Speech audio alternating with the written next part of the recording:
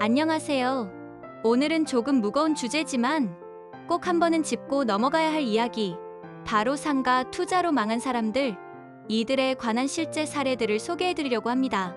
집은 그래도 실거주라는 명분이 있지만 상가는 오롯이 수익을 위해 투자하는 경우가 많죠. 그런데 수익을 내기 위해 투자했다가 오히려 평생 모은 돈을 한순간에 잃어버린 사람들이 있습니다. 왜 그런 일이 생겼을까요? 단순히 운이 나빠서일까요? 아니면 구조적인 문제일까요? 오늘은 실제 사례들을 바탕으로 상가 투자 실패의 이유와 그 배경을 하나씩 풀어드리겠습니다.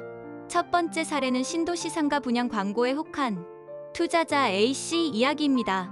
A씨는 은퇴를 앞두고 안정적인 임대 수익을 기대하며 상가 분양을 알아보던 중 하루 유동인구 5만 명 보장이라는 광고를 접합니다.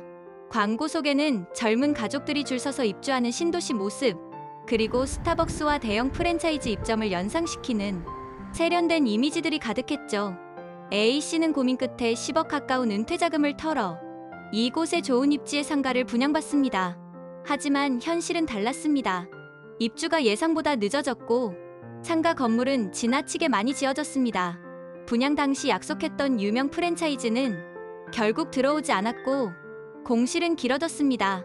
좋은 입지라고 하지만 사람들이 돌아다니고 이곳을 찾는 사람들이 많아야 좋은 입지죠.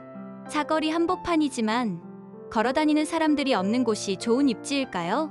처음에는 임대료를 낮춰 세입자를 구했지만 세입자 역시 장사가 되지 않아 몇 달 버티다 나가버리는 일이 반복됐습니다. 결국 A씨는 은퇴 자금을 거의 다 까먹고 상가 매각도 안 되면서 빚만 떠안게 되었습니다. 이 사례는 유동인구라는 말이 얼마나 쉽게 부풀려질 수 있는지 보여줍니다. 광고 속 숫자는 실제 소비력과 전혀 다를 수 있다는 거죠. 돌아다니는 사람들이 많아도 물건이나 서비스가 안 팔릴 수 있는데 이곳을 찾는 사람들조차 없는 상황에서 상가가 살아나기는 거의 불가능합니다. 두 번째 사례는 임차인 보증금을 믿고 상가를 샀다가 낭패본 B씨 이야기입니다. B씨는 지인 소개로 한 중소 도시 상가를 매입했습니다. 상가에는 이미 임차인이 들어와 있었고 매달 500만 원의 월세를 꼬박꼬박 내고 있었죠. 겉으로는 안정적인 투자처럼 보였습니다. 하지만 문제는 그 임차인의 보증금이었습니다. 보증금 1억 원을 끼고 월세 500만 원이라니 수익률이 꽤 괜찮아 보였던 거죠.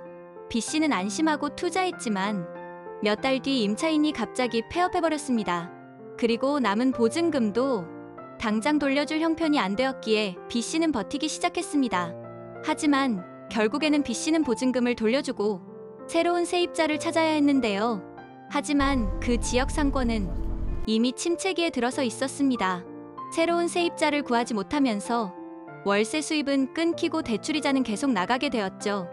이 사례는 보증금이 높다고 안전한 게 아니다 라는 교훈을 줍니다.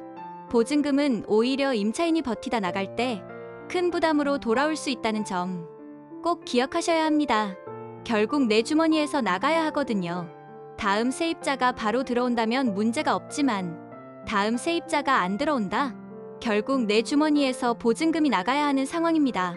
여기에 관리비는 덤이죠. 매월 내야 하는 관리비는 꼬박꼬박 내 주머니에서 나가겠죠? 세 번째 사례는 프랜차이즈 입점을 믿고 투자한 C씨 이야기입니다. 상가 분양 사무실에서는 이렇게 말했습니다. 여기 땡땡치킨, 무슨 커피 본사랑 MOU 체결되어 있습니다. 입점 확정이에요. C씨는 이름만 들어도 다 아는 브랜드가 들어온다니 안심하고 투자했습니다. 실제로 프랜차이즈 매장이 들어왔고 초반에는 장사가 잘 되는 듯 보였습니다. 하지만 문제는 본사가 지나치게 많은 점포를 무분별하게 열어버린 겁니다. 결국 근처에 같은 브랜드 매장이 우후죽순 생기면서 이후 세입자의 매출이 급감했고 해당 가맹점주는 버티지 못하고 폐업했습니다. 그리고 그 자리는 몇 년째 공실로 남아 있습니다.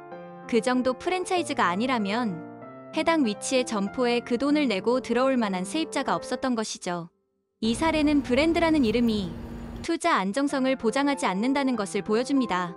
프랜차이즈 본사도 결국은 수익을 위해 움직이는 기업일 뿐 투자자 개개인의 생존까지 보장해주지 않는다는 거죠. 네 번째 사례는 입지 선택 실패입니다. D씨는 큰 도로변에 위치한 상가를 매입했습니다. 차량 통행량이 많아 보여서 장사가 잘 될 거라 생각한 거죠. 하지만 막상 장사를 시작하니 주차 공간이 부족하고 보행자가 거의 없었습니다. 도로변은 차는 많이 다니지만 정작 소비자가 들어오기는 힘든 구조였던 겁니다. 게다가 바로 뒤편에 새로 조성된 복합 쇼핑몰이 생기면서 유동인구는 더더욱 줄어들었죠. 결국 상가는 몇 년째 공실로 남았고 매매가도 절반 이하로 떨어졌습니다.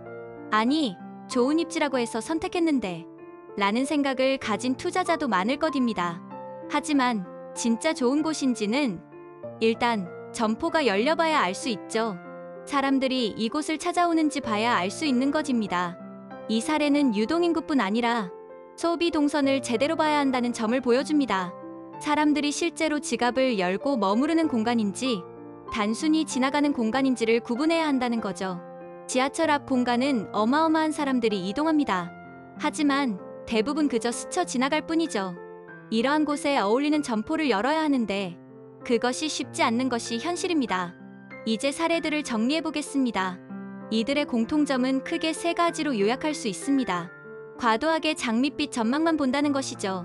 분양 광고, 보증금, 프랜차이즈 이름에 속아 결국 현실을 외면하는 것입니다. 여기에 유동인구와 소비력을 혼동하고 있습니다. 단순히 사람 수가 아니라 실제 구매력이 있는 소비자가 오는지 봐야 하는데 말이죠. 특히 출구 전략이 없는 것이 가장 큰 문제입니다. 공실이 생겼을 때, 팔리지 않을 때 어떻게 대응할지 전혀 고려하지 않고 있죠. 그렇게 투자한 돈을 모두 날리고 추가로 대출이자나 관리비 등을 또 내는 상황입니다. 상가 투자는 아파트보다 훨씬 리스크가 크고 경기 영향을 크게 받습니다. 따라서 투자 전에 임차인 입장에서, 소비자 입장에서 여러 번 생각해야 합니다. 오늘은 상가 투자로 망한 사람들의 실제 사례들을 살펴봤습니다. 이 사례들을 단순히 누군가의 불행담으로 소비하는 게 아니라 우리의 투자 판단의 반면교사로 삼아야 합니다. 상가는 잘만 하면 높은 수익을 줄 수도 있지만 반대로 실패하면 회복하기 힘든 상처를 남기기도 합니다.